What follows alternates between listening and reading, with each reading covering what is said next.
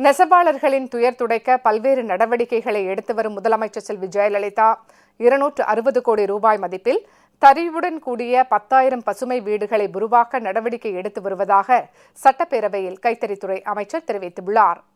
தமிழக சட்டப்பேரவையில் இன்று கேள்வி நேரத்தின் போது கேட்கப்பட்ட கேள்வி ஒன்றுக்கு பதிலளித்த கைத்தறித்துறை அமைச்சர் டாக்டர் சுந்தர்ராஜ், நெசவாளர்களின் துயர் துடைக்க பல்வேறு நடவடிக்கைகளை முதலமைச்சர் செல்வி ஜெயலலிதா எடுத்து வருவதாகவும், நெசவாளர்களுக்கு 260 கோடி ரூபாய் மதிப்பில் தரிவுடன் கூடிய 10,000 பசுமை வீடுகளை உருவாக்க நடவடிக்கை மேற்கொண்டுள்ளதாகவும் தெரிவித்தார்.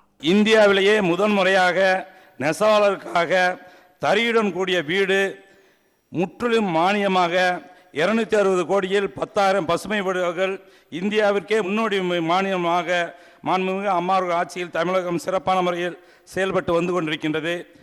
மற்றொரு கேள்விக்கு உயர்கல்வித்துறை அமைச்சர் திரு பி. பழனியப்பன் பதிலளிக்கையில், தமிழகத்தில் உள்ள அரசு உதவி பெறும் கல்லூரிகளை அரசு கல்லூரிகளாக மாற்றுவது குறித்த கோரிக்கையை முதலமைச்சர் செல்வி ஜெயலலிதாவின் கவனத்திற்கு கொண்டு சென்று அதற்கான முயற்சிகள் எடுக்கப்படும் என குறிப்பிட்டார்.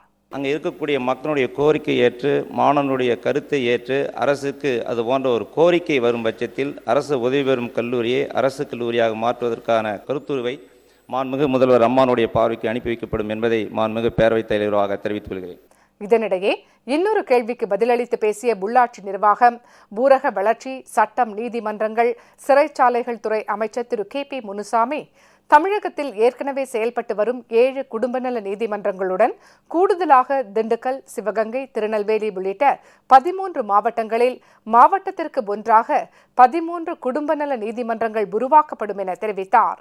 தமிழகத்தில் குடும்ப நல நீதிமன்றங்கள் இல்லாத 28 மாவட்டங்களில் அரசு முதற்கட்டமாக திண்டுக்கல், ஈரோடு, திருநெல்வேலி, சிவகங்கை, திருவள்ளூர், செங்கல்பட்டு, விழுப்புரம், வேலூர், திருச்சிராப்பள்ளி, தருமபுரி, திருவாரூர், விருதுநகர் மற்றும் நீலகிரி ஆகிய 13 மாவட்டங்களில் மாவட்ட நீதிபதி பதவி தரத்தில் தலா ஒரு குடும்ப நல நீதிமன்றம் அமைக்க ஆணையிடப்பட்டுள்ளது.